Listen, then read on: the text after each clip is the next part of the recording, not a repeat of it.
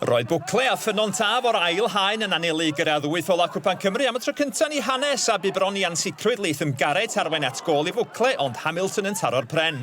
Trap cam sefyll aneffeithiol Bwcle griodd y bwlch i Marcus Jones daro'r marc wedi 2 funud ar 15, Ffynnon Taf ar y blaen.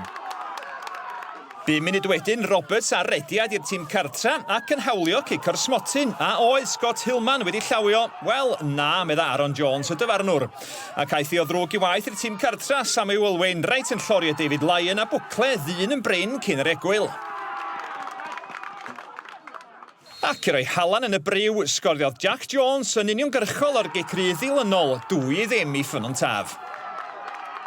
Ac wrth i Bwcle golli'r gêm, roedd Hamilton di colli ben, ail felyn, cardyn coch a thîm y glob allan o'r cwpan.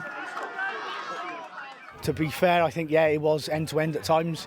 I think our quality in the final third really demonstrated, and we dealt with their set piece as well. But, yeah, obviously the pressure we put on them to get that red card made it a little easier for us to progress. We haven't competed well enough out of possession.